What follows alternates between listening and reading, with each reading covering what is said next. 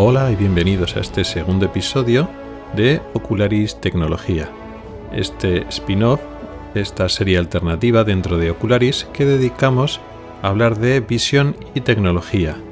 Y en estos primeros episodios nos estamos concentrando en los dispositivos, en los cascos, en estos visores de realidad virtual y aumentada y extendida o metaverso o como lo queramos llamar, con motivo puntual de la presentación de la apuesta de Apple, de las Apple Vision Pro, pero lo que vamos a ir diciendo en estos programas, en estos primeros programas dedicados a estos equipos, a estos dispositivos, realmente lo que vamos a decir en gran medida se va a aplicar a los dispositivos, quizá no los que habían hasta ahora, sino los que están por venir, que posiblemente en muchos sentidos sigan la estela de lo que ha presentado Apple el otro día.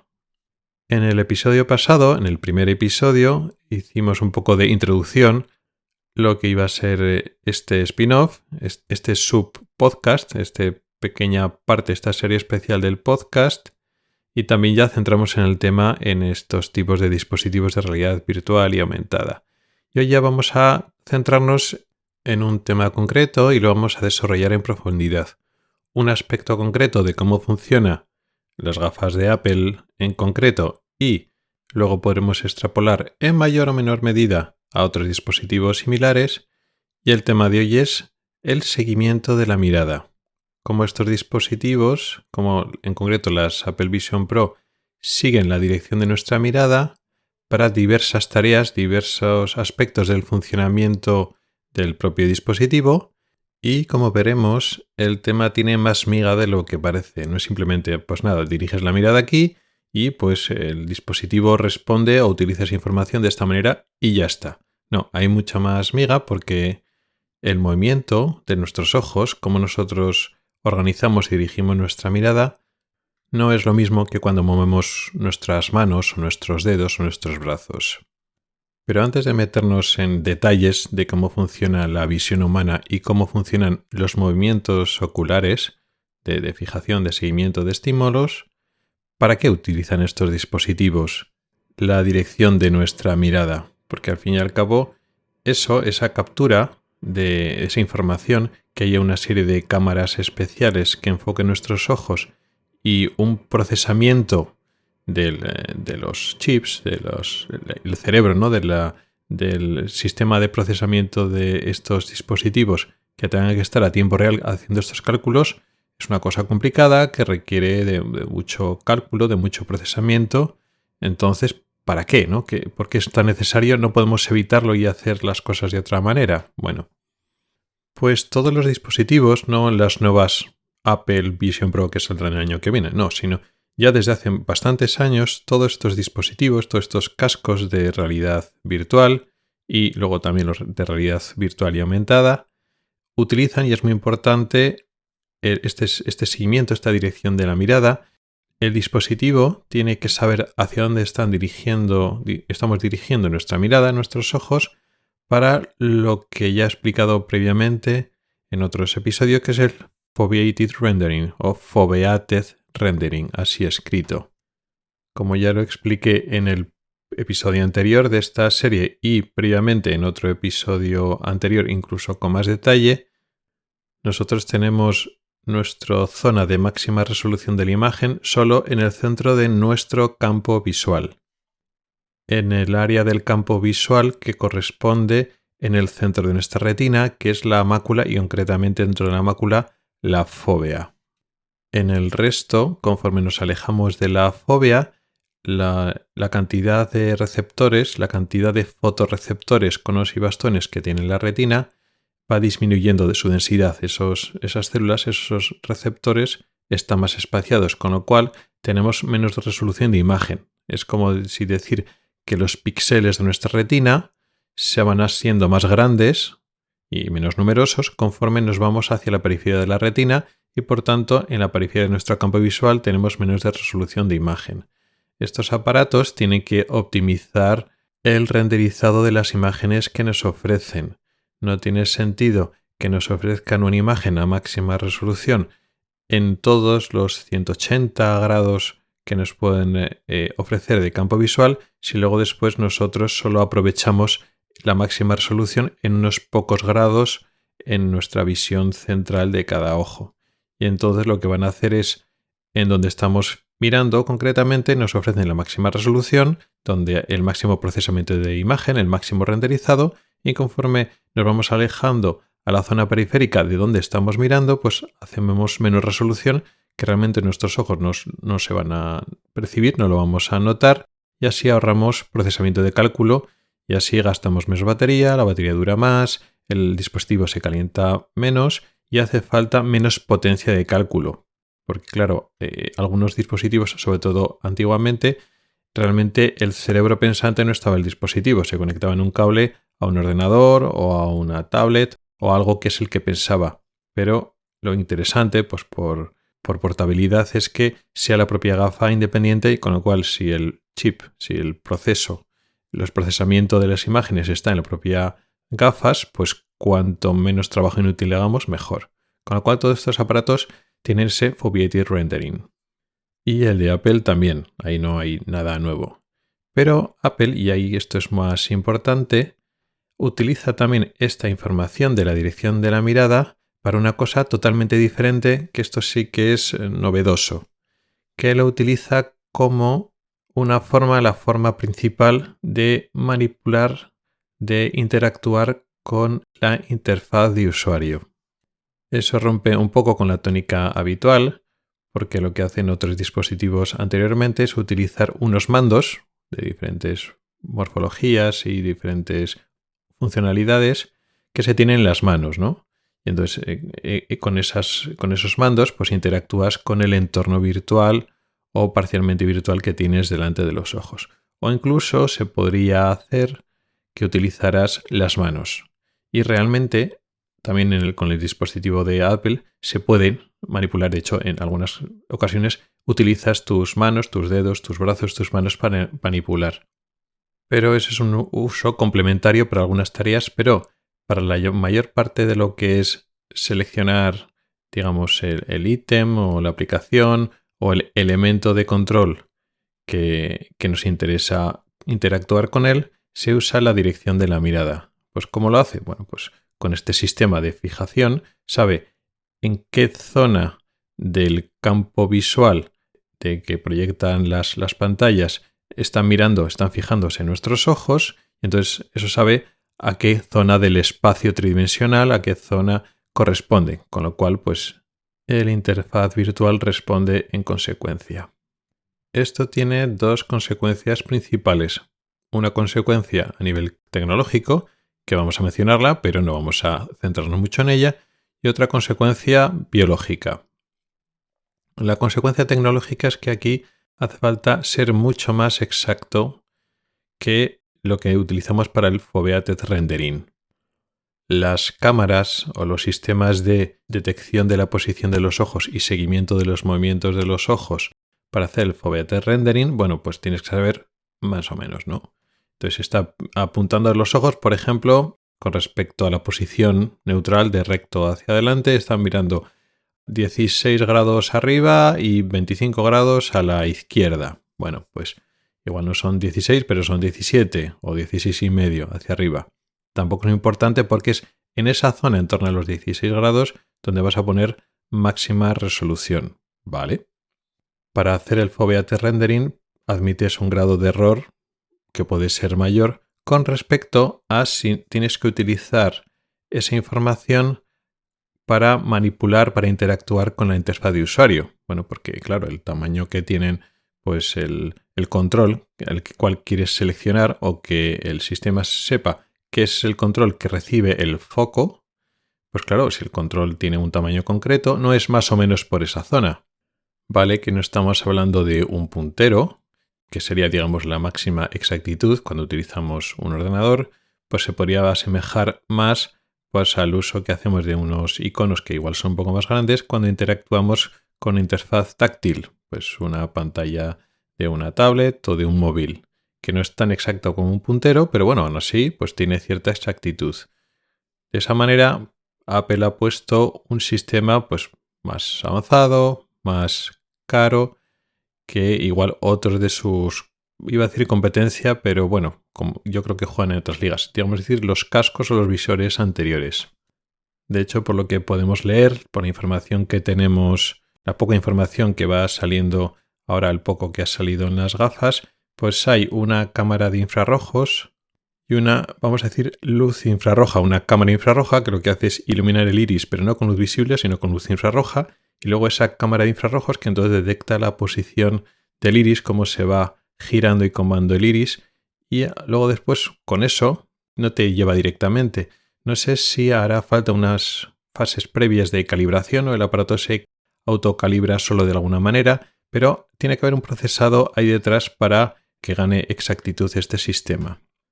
Por lo tanto, primera consecuencia tecnológica, si vamos a utilizar la mirada como sistema de interfaz de usuario, tiene que ser más exacta que el uso adicional previo que ya tenía del Foveated Rendering.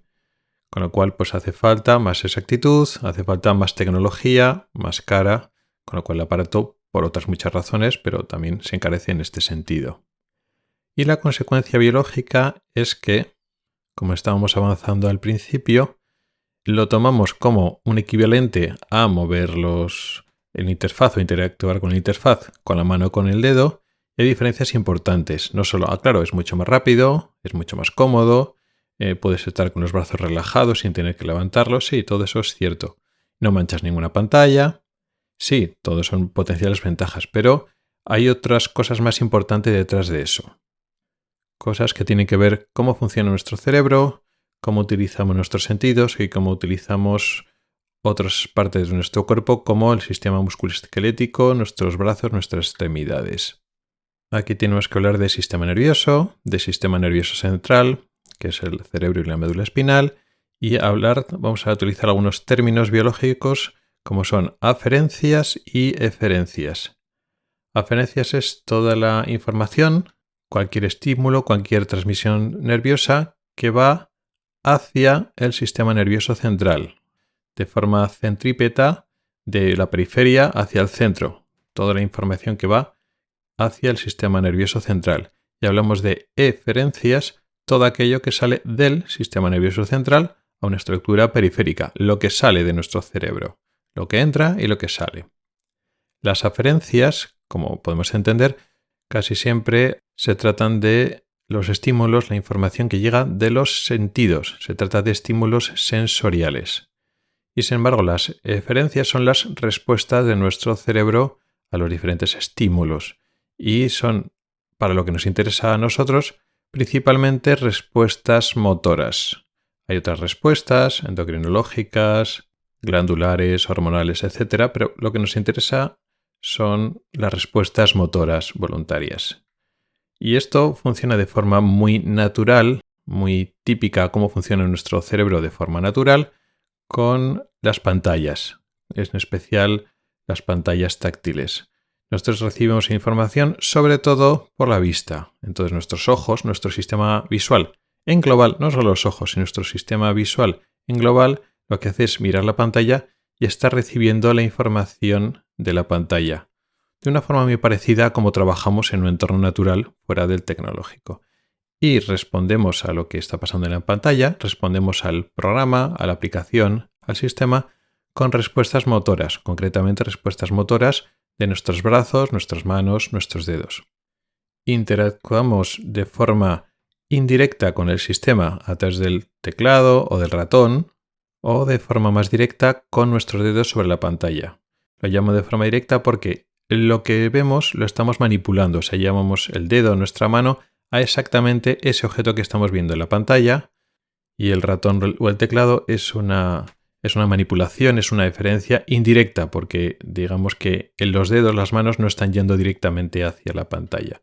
Pero en cualquier caso es una forma como muy natural. De hecho, nuestro sistema visual en global, no solo los ojos como receptores de información, sino el sistema visual de forma amplia, los músculos que están moviendo los ojos, nuestra dirección de la mirada, ese tipo de cosas que hacemos con los movimientos oculares, están con la labor de recorrer la información que tenemos en la pantalla. Están haciendo una función exclusiva y meramente visual en la pantalla como hacemos en la naturaleza. En la naturaleza nosotros utilizamos los movimientos seculares para ayudar y colaborar en nuestra visión, para recibir la información. Y luego después lo que tengamos que hacer, las tareas que tengamos que hacer nosotros, lo usamos las manos. Nosotros si queremos, pelar una patata, pues no utilizamos los movimientos de los ojos para pelar una patata. Usamos los ojos y los movimientos para ver la patata y hacer el seguimiento de esa tarea manual y usamos nuestras manos para cocinar, para manipular lo que sea. Con lo cual, esa utilización de nuestros ojos y nuestras manos cuando estamos manipulando una pantalla táctil es como muy natural. Ahora pasa una cosa. En estos dispositivos, concretamente en el de Apple, los ojos funcionan de igual manera recibiendo información visual, que es la más importante, y utilizamos los movimientos oculares para ayudar en esa visión, para nosotros ver una escena o un estímulo visual que tenemos delante. Tenemos que mover los ojos para la tarea de registrar visualmente lo que nos interesa, esa escena visual.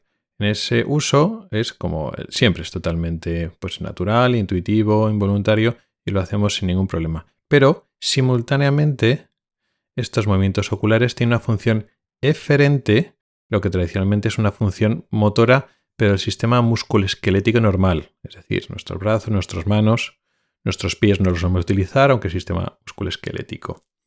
Entonces aquí esos movimientos oculares tienen una función simultánea de ayudar a la aferencia, al estímulo sensorial, a la información sensorial que llega al cerebro, pero simultáneamente tiene función eferente, función motora, función de interactuar con el sistema, con esos objetos virtuales que tenemos delante.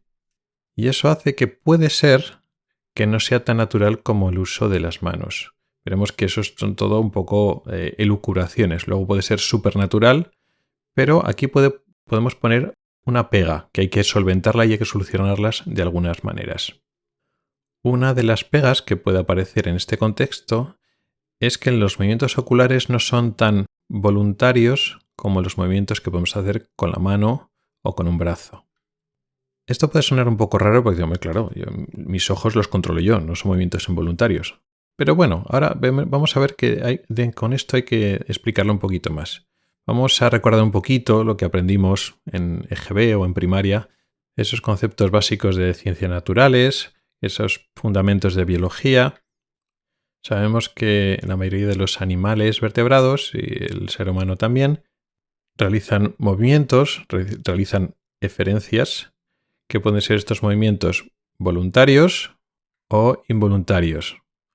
Típico de un movimiento voluntario que lo controla nuestra voluntad, nuestra consciencia. Pues el sistema musculoesquelético, todos los músculos habituales que conocemos, de los brazos, de las piernas, del tronco, del abdomen, del cuello, y quizá especialmente los movimientos de los brazos y de las manos, que reciben una atención y un seguimiento muy estricto de nuestra voluntad. Luego también tenemos como movimientos involuntarios, pues un ejemplo típico, latido del corazón. No tenemos ningún control directo sobre cómo late nuestro corazón, no podemos decidir que lata, que deje de latir, aparte que es una muy mala idea, es que no podemos hacerlo, y directamente no podemos ordenar al corazón que lata más rápido o lata más lento. Si estamos más nerviosos, latirá más rápido y viceversa. Si nos tranquilizamos, late más lento. Y si queremos cambiar esa frecuencia, podemos intentar, por ejemplo, tranquilizarnos para bajar la frecuencia cardíaca. Pero es un hecho de cambiar nuestra situación de estrés, de ansiedad o de tranquilidad. Pero no hay un cable que vaya del cerebro hasta el corazón. Bueno, de hecho sí que hay el nervio vago, pero ese sistema es vegetativo, es involuntario.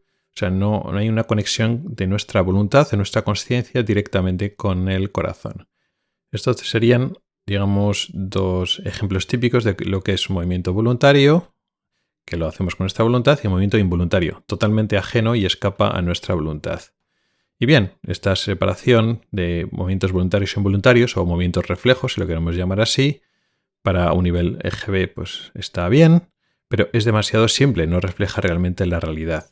Hay muchos movimientos, una gran cantidad de acciones que tienen que ver con la motilidad, con los movimientos de nuestro cuerpo, que están en medio. Digamos que el concepto de movimiento voluntario o involuntario es un espectro y bueno, podemos poner ejemplos extremos, pero hay una gran cantidad de ejemplos que están en medio. Por ejemplo, movimientos respiratorios. ¿Son voluntarios? Por supuesto que sí.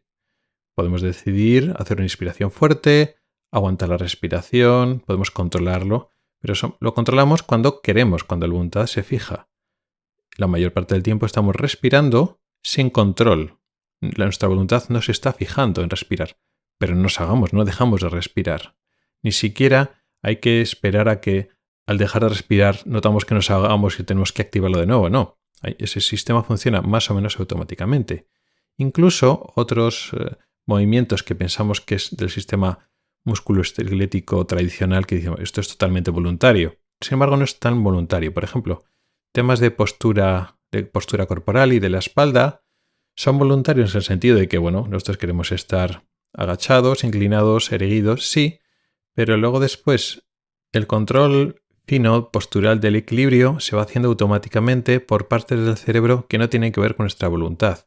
Y nos vamos reajustando, hacemos pequeños ajustes posturales y realmente nuestro consciente, nuestra voluntad, no está participando de ello. Es un sistema, vamos a decir, involuntario o que va no desacoplado de nuestra consciencia, pero no necesita nuestra consciencia. Y nuestra voluntad quiere intervenir directamente, lo puede hacer en cualquier momento, con la respiración, con estos ciertos movimientos posturales, pero va un poco también por su cuenta. Bueno, pues con los movimientos oculares pasa más o menos lo mismo.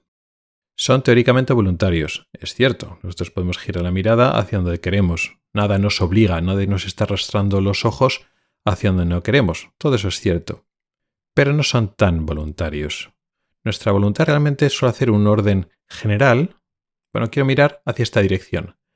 Y luego después hay unos sistemas por detrás que son los que elaboran y ejecutan finamente qué es lo que movemos y cómo lo movemos. Por ejemplo, tenemos un estímulo auditivo, un sonido súbito que aparece a nuestra derecha. Bueno, pues de forma inconsciente o casi inconsciente nos volvemos para fijar hacia dónde está ese sonido. O un estímulo visual también.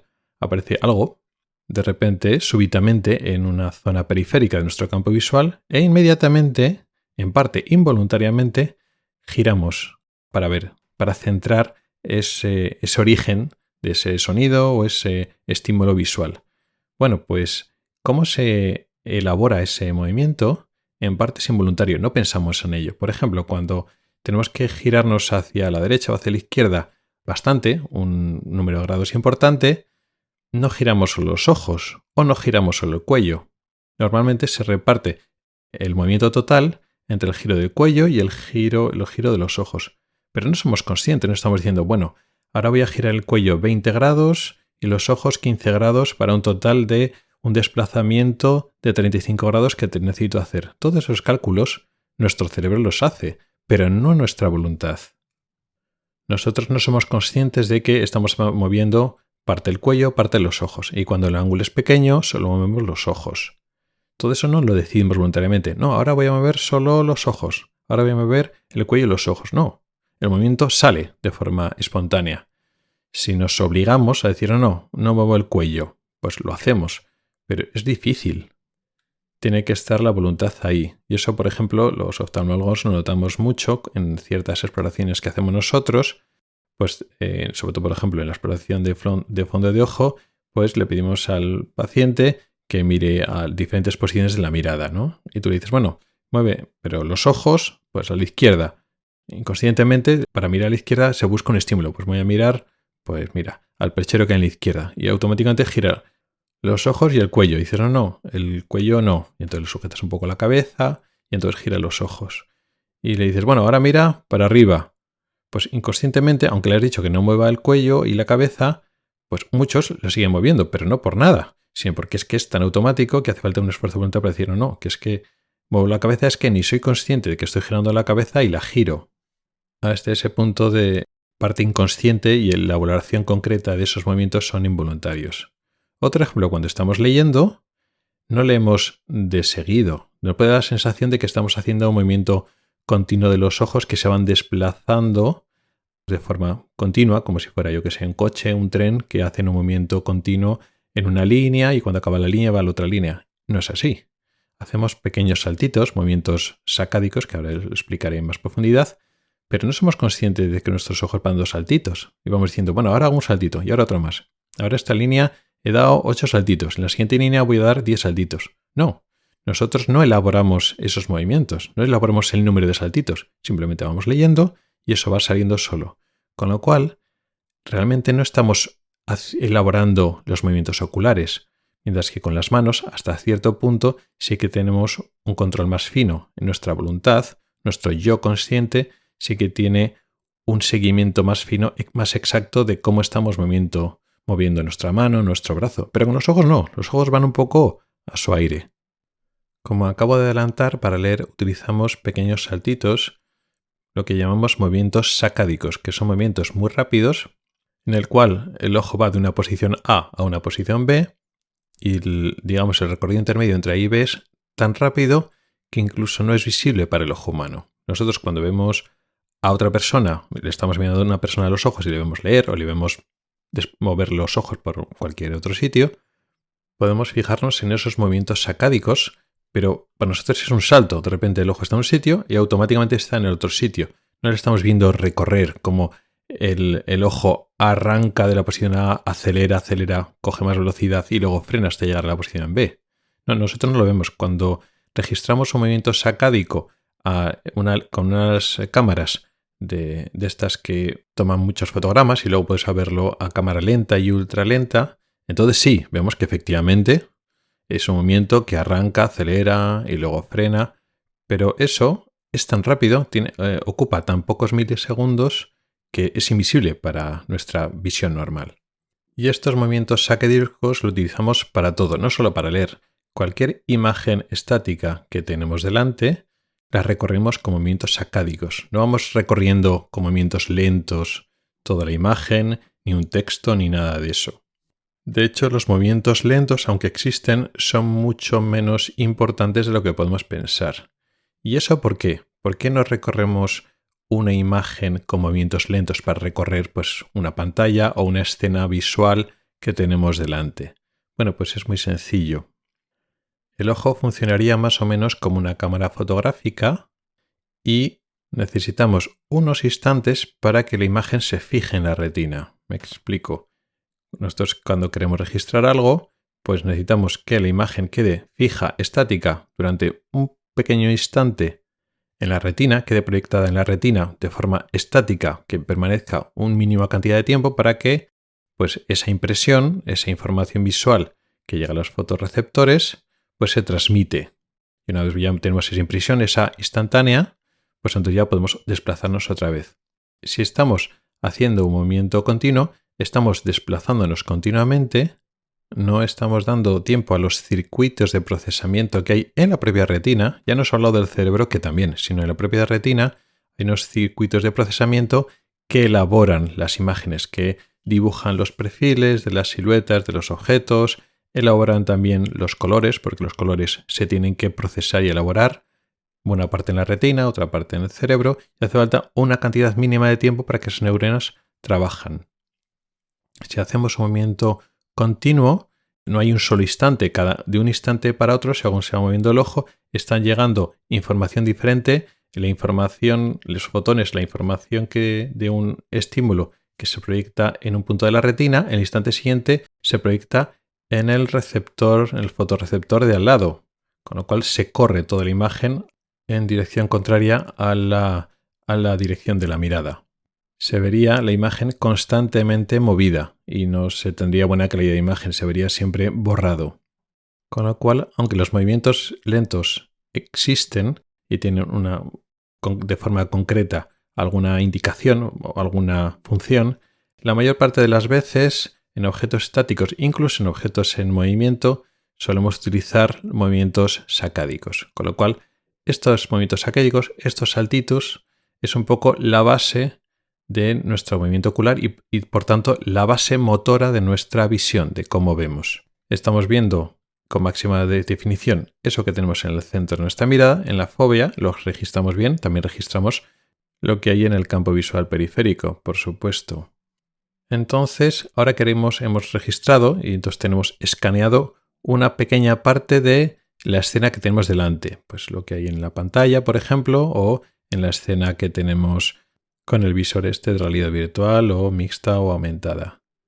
Y entonces queremos recorrer pues esa pantalla de interfaz, por ejemplo. Bueno, pues hemos escaneado una pequeña parte de esa pantalla, de esa ventana, y entonces nos desplazamos para recorrer, para enfocar a otra parte. Entonces hacemos un movimiento sacádico, nos vemos unos grados pues a la izquierda, a la derecha, al lado que sea, y entonces volvemos a escanear otro instante. Y cuando escaneamos, saltamos. Y así con 3, 4, 5, 10, los saltos que haga falta, ya hemos escaneado lo que nos interesa. Pero no somos conscientes de que estamos recibiendo esa imagen a cachitos, a pequeños cachitos en pequeños instantes, y luego después nuestro cerebro reconstruye esas partes y se hace una imagen mental global. Nos da la sensación de que estamos viendo esa pantalla o esa escena visual en su conjunto, pero es mentira. No recibimos todo con detalle de un golpe de vista. No, de un golpe de vista nos hacemos una idea de sus siluetas, de sus dimensiones, gracias a lo que tenemos en el campo visual periférico, pero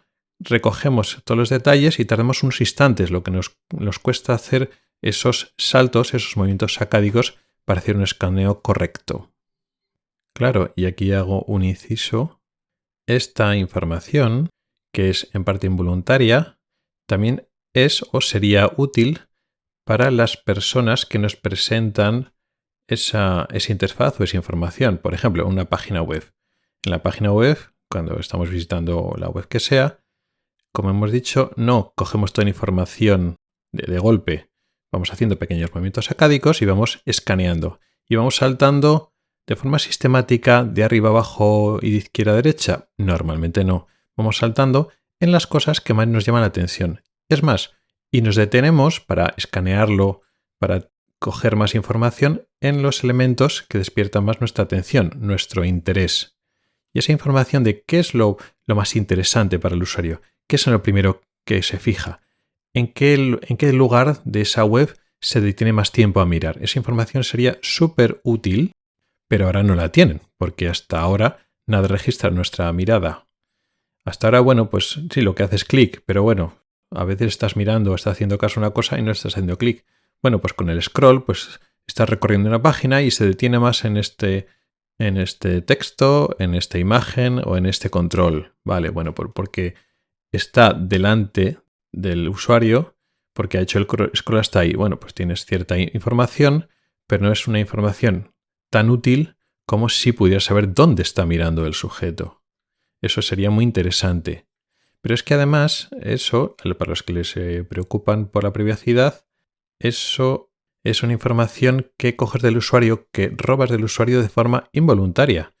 Porque tú puedes estar mirando algo y cuando ya tienes información de ese algo, tú decides si haces clic, si no haces clic, si interactúas con esa interfaz de usuario.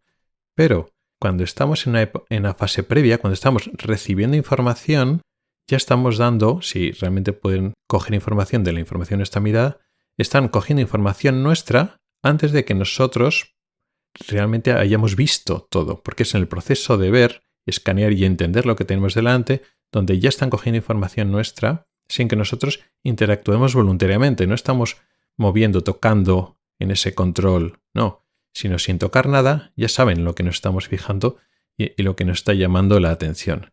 Por eso, en la presentación que comentó de que hicieron de las Apple Vision Pro, ya dijo la empresa que esa información que ellos la tienen no la van a facilitar a terceras empresas que pueden estar muy interesados en coger esa información, o por lo menos no la van a dar sin tu consentimiento.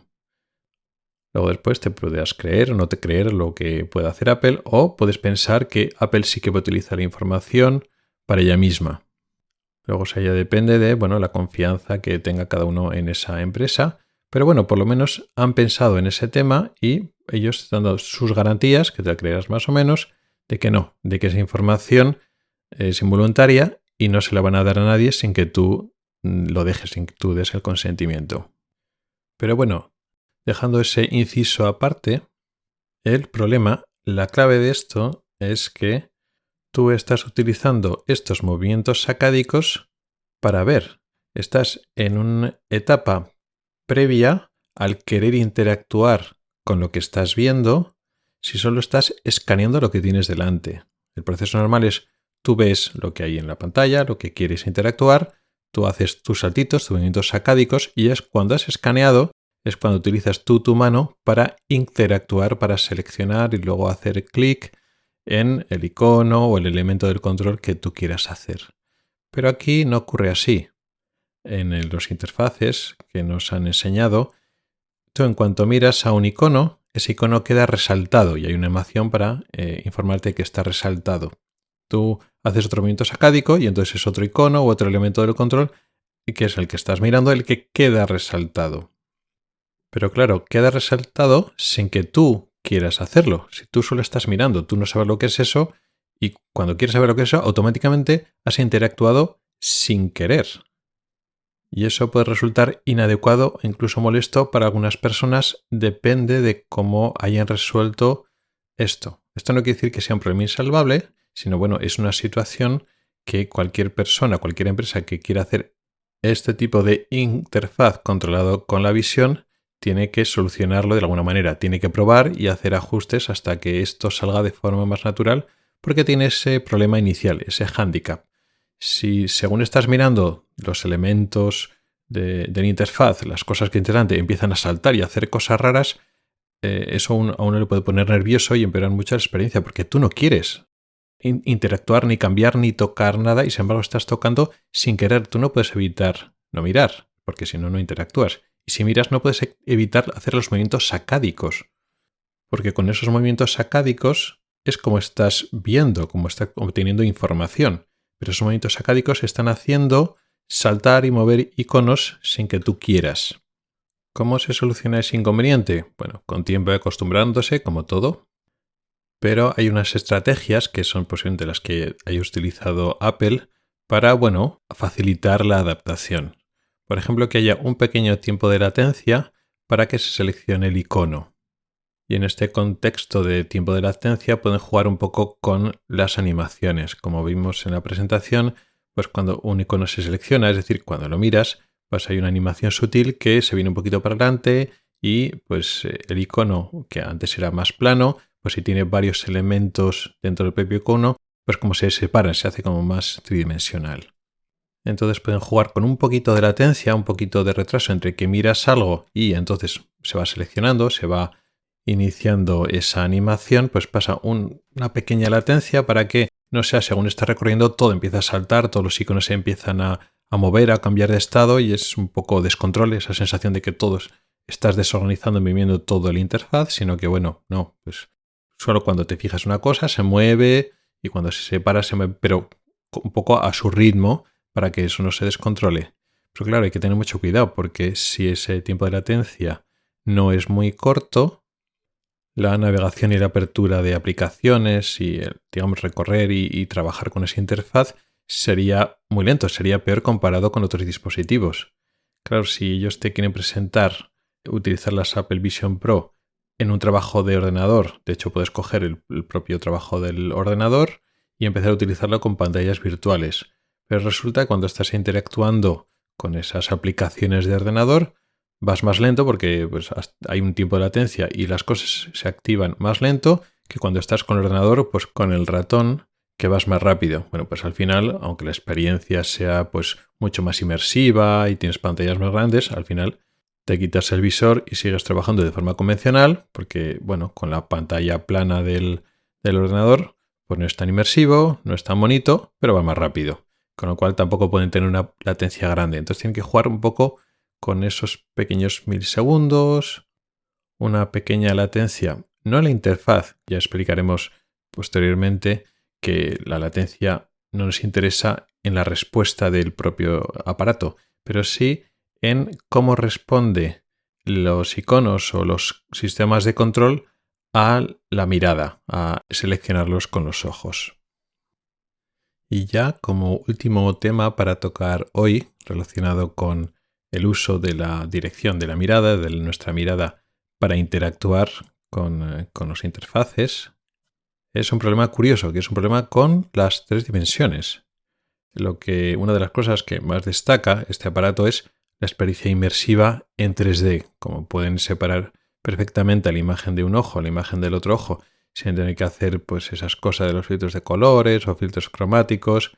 Pues claro, la experiencia de 3D que tienen las Apple Vision Pro y los futuros visores que vayan saliendo, ¿no?, para hacer la competencia, es la experiencia tridimensional. Usan esa capacidad, esa funcionalidad de nuestro sistema visual, que es la estereopsis, que consiste en que la imagen que muestras a los ojos son casi igual, pero hay unas pequeñas discrepancias a nivel espacial, y esas discrepancias coinciden pues en que un solo objeto, una sola escena, pues se ve un poquito del lado izquierdo con el ojo izquierdo y un poquito del lado derecho con el ojo derecho.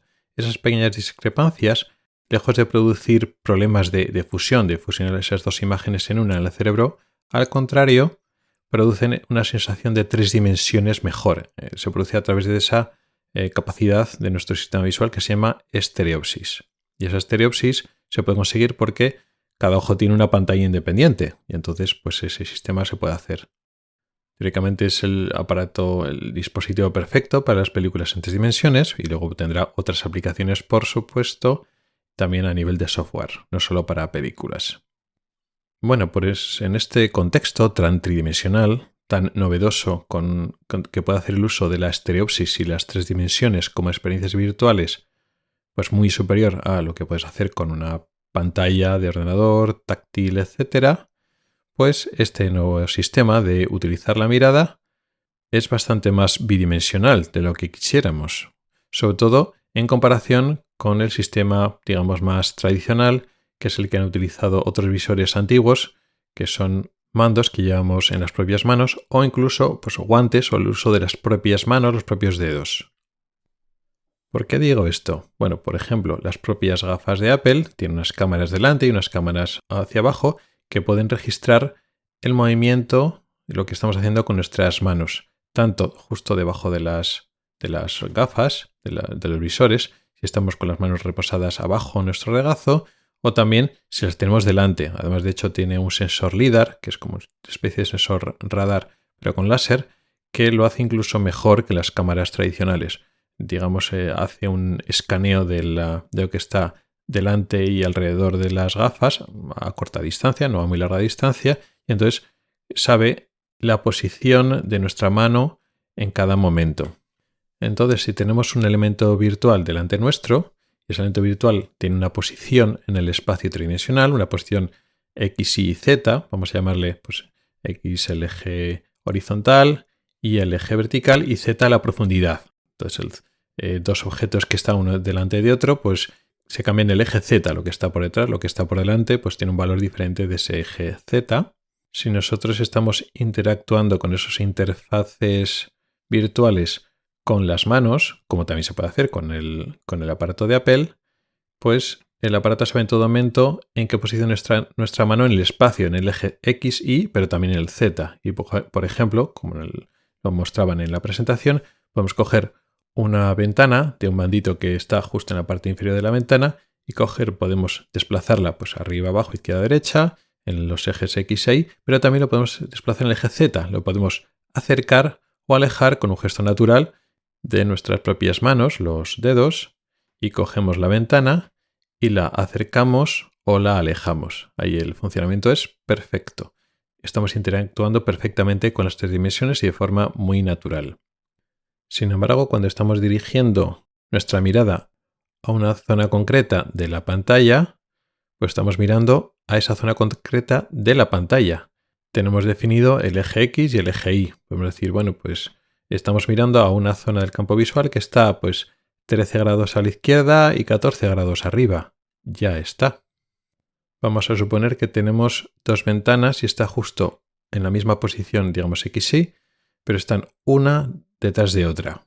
Pero digamos en la misma situación, en la misma posición, pero una delante y otra detrás. Si lo estamos manipulando o queremos utilizar nuestra mirada, nuestros ojos, pues digamos estamos viendo al mismo sitio. Si vemos la ventana de delante o por lo que sea semitransparente y estamos viendo también la ventana de atrás por transparencia, nuestros ojos están mirando al mismo sitio. Es la misma posición. Con lo cual no podemos tener interactuación 3D. Si hay elementos virtuales que están uno tras de otro, Si no tiene separación en el eje XY y solo hay una separación en el eje Z, pues las gafas, el visor, no sabe a qué estamos mirando. Con lo cual, curiosamente, nuestros brazos y nuestros dedos van a funcionar muy bien en 3 dimensiones y de hecho las gafas, el visor tiene un sensor LIDAR precisamente para hacer eso, para otras cosas, pero sobre todo para hacer eso. Y sin embargo nuestros ojos, nuestra dirección de la mirada, que es un poco lo estrella, pues no tiene ese funcionamiento tridimensional que caracteriza al visor de Apple. Aquí está diciendo un poco de trampa. ¿Realmente se podría utilizar nuestros ojos para tener información tridimensional? Se podría, pero dudo que Apple lo esté haciendo. Me puedo equivocar y estaría contento de que me haya equivocado, pero no creo que lo haya hecho. Primero, porque es muy difícil y segundo, porque es posiblemente un poco inexacto. Me explicaré.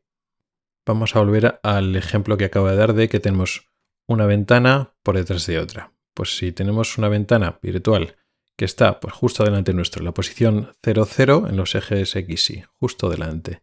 Pero esa pantalla virtual está, digamos, proyectada, está creada a 40 centímetros delante nuestro. Bueno, pues nuestros ojos no es que vayan paralelos. Nuestros ejes visuales convergen en esa ventana que está delante nuestro, pero además a 30 centímetros. ¿A qué me refiero con lo del eje visual? Más o menos con lo que hemos estado hablando todo el rato. Estamos diciendo la dirección de la mirada. La dirección de la mirada, digamos que es una proyección de nuestro eje visual. El eje visual es una línea imaginaria que pasa por el centro de la retina, por la fóvea, y pasa por el centro de la córnea, la parte delante de nuestros ojos, y como si fuera una línea, se proyecta hacia afuera del espacio. De tal forma, lo que está viendo un ojo independientemente, ya no hablo de los dos a la vez, sino un ojo en concreto, lo que estamos fijando, el objeto que estamos centrado en nuestro campo visual, está al final de nuestro eje visual. Tenemos que imaginar esa línea que va de forma imaginaria del objeto que estamos mirando hasta el centro de nuestra retina, hasta nuestra fóvea. Claro, nosotros tenemos dos ojos y estamos mirando un objeto que está delante nuestro. Esos ejes visuales, aunque parezca que van paralelos, que estamos manejando nuestros ojos paralelos, realmente no es así. Esos ejes visuales tienen que converger para el mismo objeto, para que estamos mirando la misma cosa. Entonces, claro, si estamos mirando un objeto virtual, como decíamos antes, justo delante nuestro, pero a 30 centímetros, los ejes visuales y por tanto los ojos están convergiendo de tal forma que están mirando a 30 centímetros. Vamos a suponer que hay otro objeto en la misma posición, pero más lejos. O ese mismo objeto que, de forma virtual, se separa y se va, pues en vez de 30 centímetros, a 2 metros. Bueno, pues entonces los ojos se tienen que mover. Y entonces se produce un movimiento de divergencia. Los ojos se acercan más a una posición de estar paralelos. No paralelos del todo se van a poner, pero en diferencia, entonces van hacia la divergencia y entonces se dirigen hacia allá. Y entonces se cruzan los ejes visuales no a 30 centímetros, sino a 2 metros. Esos movimientos realmente también los registrar. Y potencialmente un sistema de procesamiento lo podría analizar y podría estimar dónde estamos enfocando, dónde estamos dirigiendo nuestros ojos en un espacio tridimensional. Creo que Apple no lo va a hacer porque es más difícil y además tiene cierto grado de error. Los ojos tienen una cosa que se llama cierto grado de profundidad de campo y entonces entre igual lo que estamos enfocando a 30 o a 33 centímetros no hay mucha diferencia y entonces es muy difícil de detectarlo. Pero igual, como he dicho antes, me sorprendo y Apple eso lo tiene o lo tendrá en cuenta o se tiene en cuenta en algunas aplicaciones o en algunos casos concretos este aspecto de, digamos, la convergencia, la divergencia de los ojos en función de lo lejano o lo cercano del objeto, es decir, del eje Z. Si realmente eso lo tiene en cuenta, pues efectivamente la interfaz ocular, la interfaz de manipular con los ojos es mucho más completa. Entonces, efectivamente, el visor tiene información de a dónde estamos mirando en cada momento en el eje X, en el eje Y y también en el eje Z. Tiene información de profundidad. Pero ya digo que lo dudo porque tiene dificultades adicionales. Y bueno, con esto hemos dado un repaso general con bastante profundidad de la fisiología de los movimientos oculares, de cómo funciona nuestro cerebro, con el movimiento ocular, que son involuntarios, que forman parte del sistema aferente, que no utilizamos los ojos, los movimientos oculares para manipular la realidad, con lo cual es un cambio de paradigma, son involuntarios, funcionan en saltitos, movimientos sacádicos, no son movimientos continuos. Todo eso va a tener una importancia capital porque, como digo, es un cambio de forma de trabajar, es un cambio de paradigma. Las revoluciones previas de la diferente tecnología y cómo interactuamos con ellas, pues no rompía el paradigma motor, vas a manipular algo, pues respuesta motora de brazos y manos, que es lo que utilizamos para manipular las cosas, y la información la recibimos auditiva, pero sobre todo visual, como siempre. Aquí hemos cambiado el chip, seguimos utilizando las manos para manipular y hacer cosas, pero aquí el papel del movimiento de los ojos tiene un papel fundamental y eso es un cambio importante. Esto de la dirección de la mirada luego va a tener importancia en otros programas posteriores, cuando hablemos de anomalías de los movimientos oculares y de la posición de la mirada, pero hoy nos hemos querido centrar en el funcionamiento normal, habitual de los ojos sanos, sin problemas de movimientos oculares. Y ya solo hablando en el caso modelo, en el caso, vamos a decirlo, normal, ya tiene, pues algunas particularidades que implican que hay que cuidar y hay que trabajar mucho en estos interfaces, y veremos cuando tengamos más información de cómo funcionan, pues podremos desarrollar más de algunas incógnitas y algunas especulaciones que hemos tenido que hacer al respecto. Y esto ha sido todo. Muchas gracias por escucharme, espero que te haya resultado interesante.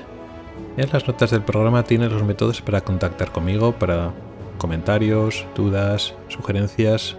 Puedes proponer temas para próximos episodios de esta serie especial dedicada a la tecnología o de lo que quieras relacionado con la visión.